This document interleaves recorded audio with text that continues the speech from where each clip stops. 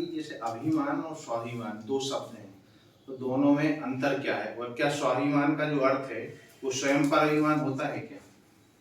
मैंने कल बताया था, अभिमान जो है हमारे लिए दुर्गति का कारण है जी धर्म से और धर्मात्माओं से दूर रखता है जी ठीक है ना। स्वाभिमान जो है अपने गुणों की भी रक्षा करता है ठीक है ना, अपने आप की रक्षा करता है और अपने धर्म की और धर्मात्मा हर चीज़ की जो है वो रक्षा करता है। अपना अस्तित्व अपना वजूद है तो वह स्वाभिमान से है। यदि हमारा स्वाभिमान गया तो हमारे पास कुछ भी नहीं बचे। क्या व्यक्ति अपने स्वाभिमान खो देता है तो उसका पतन निश्चित हो जाता है।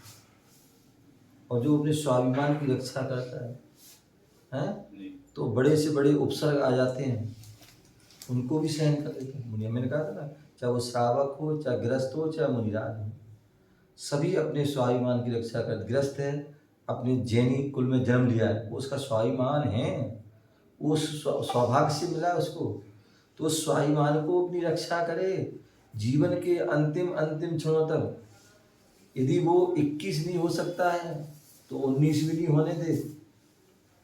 क्या यदि हम जो है हमने जैन कुल में जन्म लिया है तो कम से कम जो है हम अगर हम मुनि नहीं बन सकते, मोक्ष नहीं जा सकते, तो कम से कम जितना जो जैन धर्म का नियम कानून है कम से कम उतना तो पालन करो। ये हमारा स्वाभिमान है। और हमने क्या कहा, जैन कुल में जन्म लिया और हम बुरे बुरे कर्म कर रहे हैं। कोई मांस खा रहा है, कोई अंडे खा रहा है, कोई शराब पी रहा है, कोई जुआ खेल रहा है, कोई वेश्या सेवन कर रहा है, आदि आदि सारे पाप कर रहे हैं। तो इससे क्या तुम्हारा स्वाभिमान बचेगा?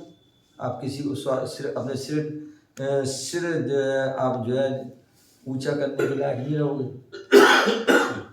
सिर झुक जाएगा तुम्हारा। कहते हैं ना, माँ बाप कहते हैं बच्चों से, कहीं भेजते हैं, कुछ भी करते हैं, पढ़ने लिखने भेजते हैं, हॉस्टल भेजते हैं, कहीं भेजते हैं, बेटा पढ़ने जा रहा है और पढ़ना है, लेकिन जीवन में कोई ऐसा कोई काम नहीं करना जिससे कि हमारा जो चेहरा है, हमारी आंखें नीचे हो जाए, हम किसी को अपना चेहरा नहीं दिखा सकें। ये सब क्या है? ये स्वाभिमान ही है ठीक है ना।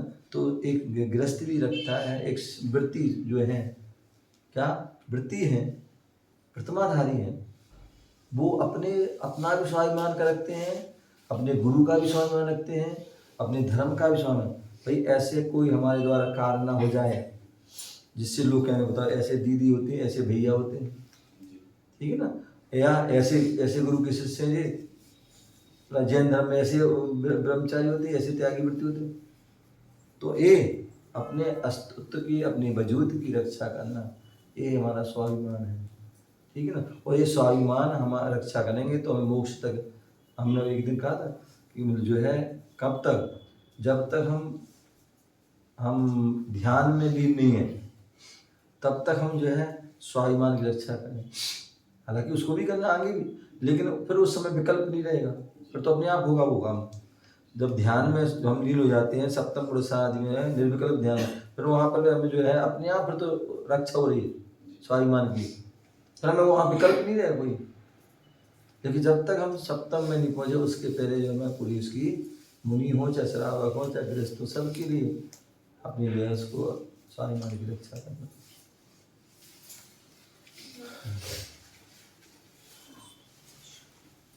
महाराज जी, जब अपन पाप करते हैं तो अपन नरक जाते हैं, और जो नरकी लोग होते हैं वो तो बहुत दुख करते हैं, क्यों मतलब जैसे मारते हैं, किसी को काट पीट करते हैं, तो वो फिर नरक से बाहर कैसे आ जाते हैं? उनको तो हमेशा नरक में ही रहना चाहिए। बहुत अच्छा बेटा, नरक कौन जाता है तो उसमें पूरा बताए थे कि जो है असंगी जीव जाते हैं, सटक जाता है, सरप जाते हैं, सिंह जाते हैं, महिला जाती हैं, पुरुष जाते हैं। किस कारण से जाते हैं? बोले बहवारम परिग्रतम मान जो है नारकस सा, बहुत आरम बहुत परिग्रह पाप अधिकारी करने से जो है सब नरक में जाते हैं ठीक है ना।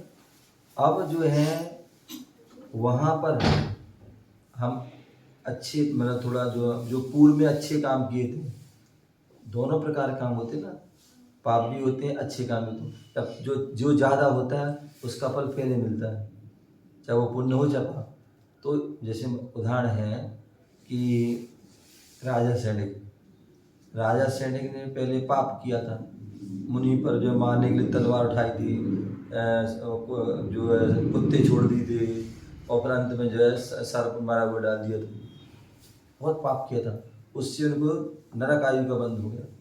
उसके बाद उन्हें बहुत सारा पुण्य किया, तीर्थंकर भगवान की वाणी सुनी, उपदेश सुना, और इतनी विशुद्धि उड़ाई कि जहाँ 7वें नरक में जाना था वहाँ पहले नरक में गए, जहाँ और तीर्थंकर प्रकृति का बंद हो गया, जो है क्या नाम छायक सम्यक दर्शन हो गया।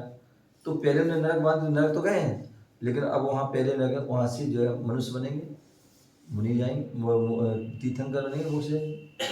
तो नरक जाते हैं पाप करने, लेकिन पाप करने के साथ साथ हमने पुण्य भी कमा जो किया होगा वो आड़े आएगा, वहाँ से हम निकल जाएंगे। बोले पहले नरक से लेके चौथे नरक तक, क्या तीसरे नरक तक के जीव जो है क्या होते हैं, तीर्थंकर बन जाते हैं। ठीक है ना? उसके बाद बारी नहीं है नहीं, तीसरे तक के नरक बनते हैं, जो चौथे आदि के जो है अपने जो चरम शरीर बनते हैं, 5वें आदि के जो है पूरे जो अनुवृत्ति बनते हैं, 6वें आदि तो पूरे सारा कर दिया था उसमें, मुनि बनते हैं। और साथ में जो है जो 7वें वाले जो बनते हैं, या तो वो त्रियंच बनेंगे और पुनः वहाँ भी जा सकते हैं और अन्य नरक में भी जा सकते हैं। ठीक है ना?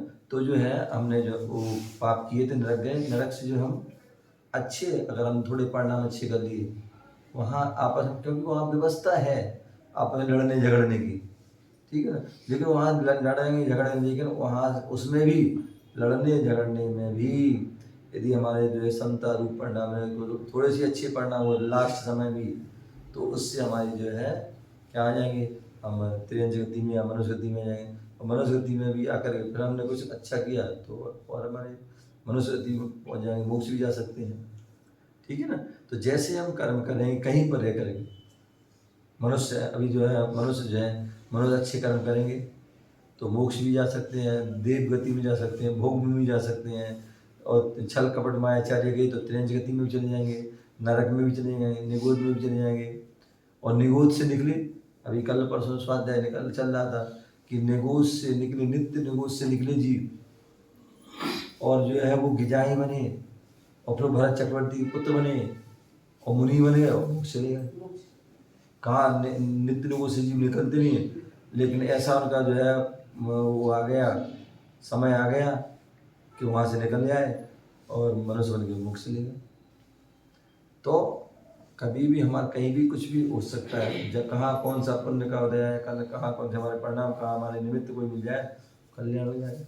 कहाँ एक सिंह की पर्याय में हिंसा कर रहा है, सिंह की पर्याय में हिंसा कर रहा है, हिरण को पकड़ रहा है, मार रहा है उसको, भक्षण करने वाला है, और उसी समय 2 महीने आ जाते हैं, संबोधन कर देते हैं, सबको छोड़ देता है, आगे वही चल के मुनि बन जाता है। मुनि हमारा जो आगे जो है अगली पर्याय देव के मुनि, मनुष्य बनता है, मुनि बनता है, मोक्ष चला जाता है, महावीर बन जाते हैं। ठीक है ना? तो हम जैसा कर्म करते हैं चाहे वैसा हमें फल मिलेगा, चाहे वो नरक में हो, चाहे मनुष्य में हो, चाहे त्रियंच में, चाहे तेज में।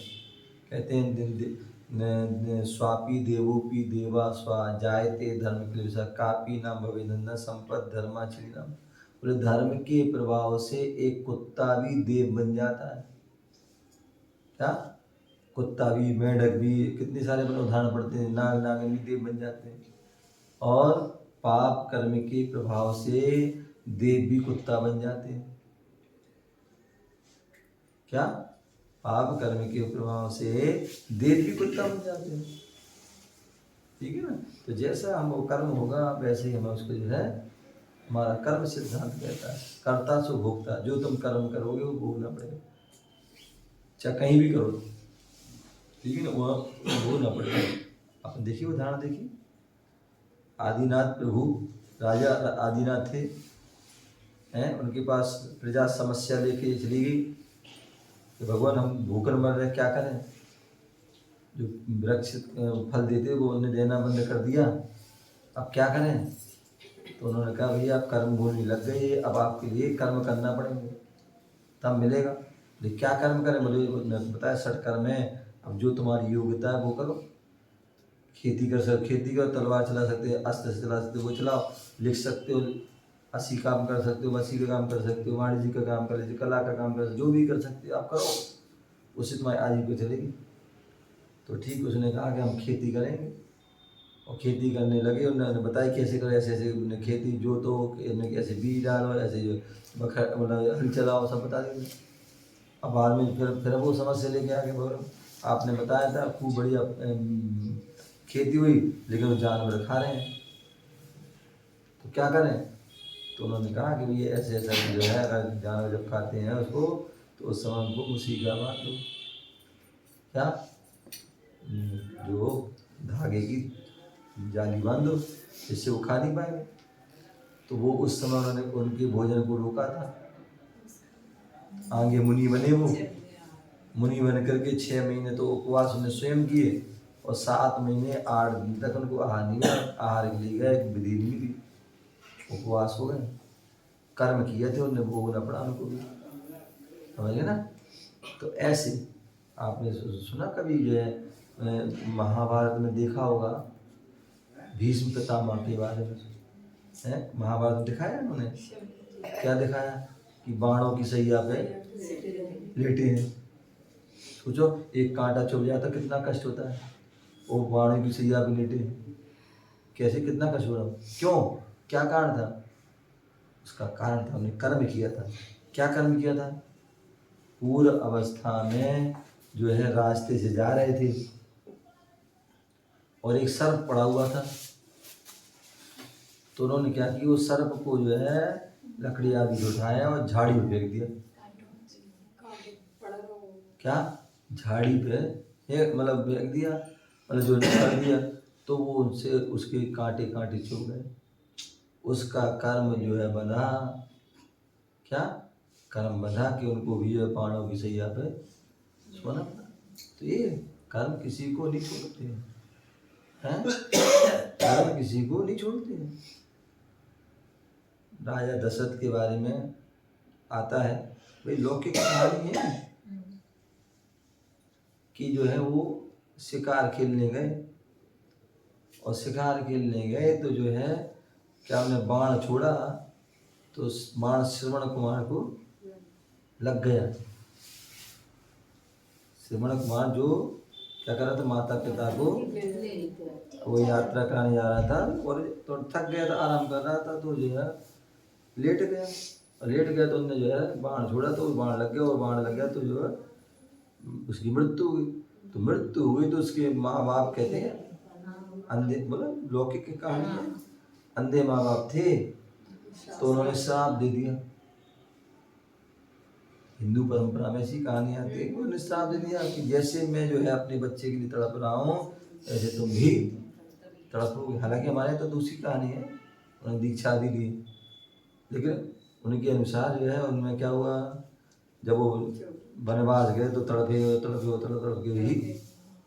तो ये तो मतलब कहने का था, कर्म किसी को छोड़ते नहीं, चाहे वो सीता हो चाहे अंजना हो, जितनी भी सभी है, सभी के लिए जो है कर्मों ने नहीं छोड़ा। तो इसलिए हमें चाहिए कि हम जो है जहाँ भी हम रहें अच्छे कर्म करें, अच्छा अच्छा सोचो, अच्छा बोलो, अच्छा करो, ठीक है ना। सोचो अच्छा, बोलो भी अच्छा, और करो भी अच्छा, तो उससे हमारा अच्छा होगा, ठीक।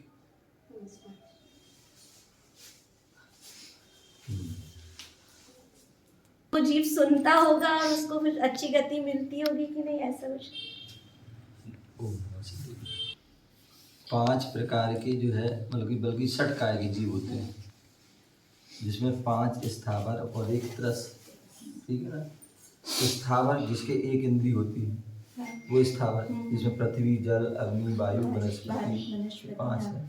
इसके अलावा 2 इंद्री 3 इंद्री 4 इंद्री 5 इंद्री, 2 इंद्री में लट आदि आदि, 3 में कील का चींटी आदि, 4 में मच्छर मक्खी आदि, 5 में जो है मनुष्य देवनार के जाते हैं, ठीक है। उसमें जो है 1 इंद्री से लेकर 4 इंद्री तक तो नियम से असंगी हैं, मन से रहित हैं, अच्छा, लेकिन फिर भी सुख दुख का वेदन फिर भी होता है, ठीक है ना। 5 इंद्रिय जीव हैं, उसमें संगी भी होते हैं असंगी भी होते हैं। अब जो है आपने कोई भी जो है जीव को नमो का मंत्र सुनाए, चाहे वो चींटी ही क्यों ना हो, हालांकि उसकी कर्ण 5वीं इंद्री नहीं है, 5 इंद्री नहीं है, तो उस आपने उसको जो है सुनाया है, बोला आपने, अब उसका जो हो सो हो, लेकिन तुम्हारा तो भला हो गया। नहीं, हाँ, हमने तो भाव अच्छे रखे कि हाँ, तुम्हारा तो भला हो गया, समझ गए ना, और भाव हो गया और उसकी अच्छी होनहार होगी, तो हो सकता है तुम्हारे नमो का आदि उसको जो है भला कर जाए उसका। बाकी तो मेन तो जो है संगी पंचेंद्री का आता है। संगी पंचेंद्री जो है, चाहे वो कुत्ता है, बिल्ली है, जो अपने जो है गाय भैंस आदि बंदर जो भी कुछ है, नाग नागिन है, ये सब पंचेंद्री ये संगी इनका आता है। जितनी भी जो है तोता आदि जो भी है, उनको नमो का मंत्र सुनाया, उन्होंने जो है ध्यान से सुना, भले उसको अर्थ आता हो या ना हो, लेकिन ध्यान सुना, उससे उसमें उपयोग लगाया, तो उससे उनका जो है क्या हो गया, उनकी सदगति हुई।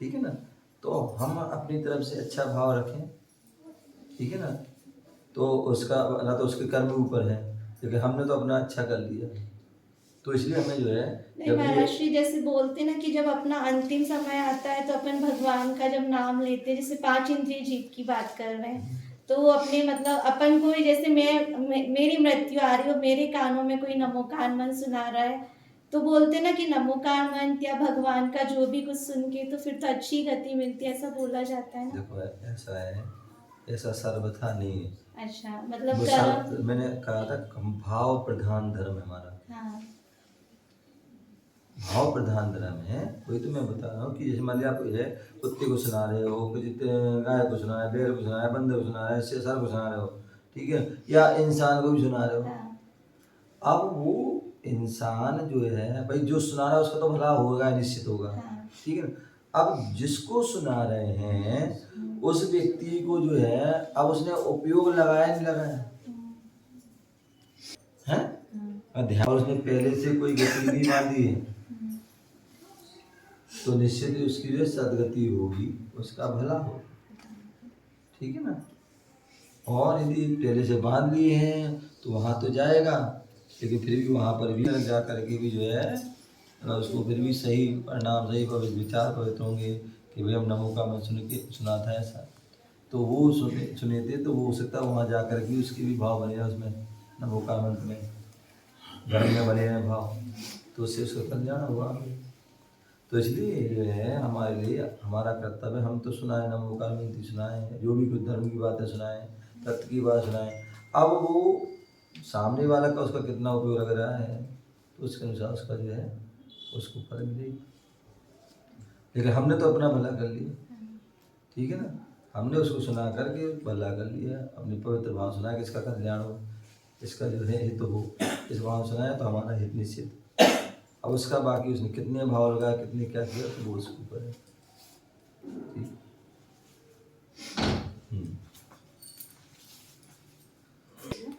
तो जैसे पूजन करते हैं और पूजन के बाद फिर अभिषेक शांति धारा कर सकते हैं क्या, पूजा करके पूजन मंदिर में जैसे पूजन कर ली और इसके बाद फिर अभिषेक भी कर लिया, शांति धारा भी कर ली, कर सकते। ठीक, चलिए देखो विधि हमारे यहाँ जो है, सबसे पहला अंग जो है कौन सा है, अभिषेक।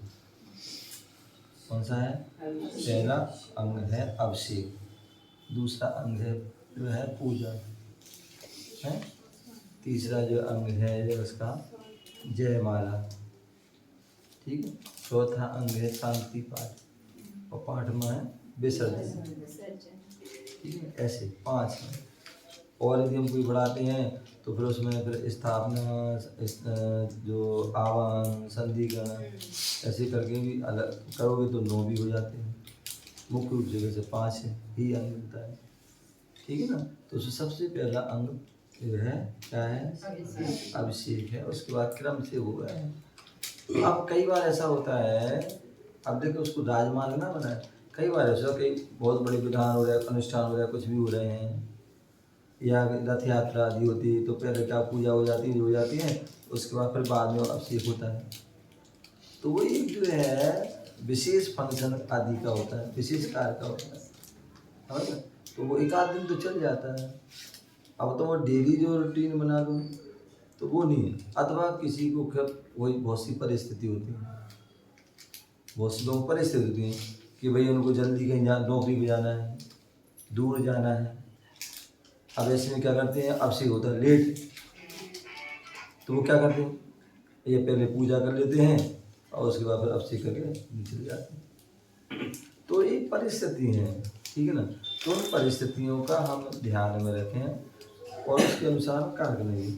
लेकिन ये राजमार्ग नहीं है। बस राजमार्ग तो ये है कि पहले अभिषेक करो, फिर उसकी पूजा करो, फिर जय माला पढ़ो, जय भजन शांति पाठ, फिर विसर्जन करो।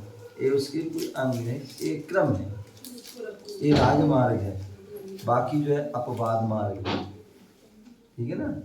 तो राजमार्ग का ही हमें प्रचलन होना चाहिए, उसी अनुसार चलना चाहिए, अपवाद पे नहीं, ठीक है ना।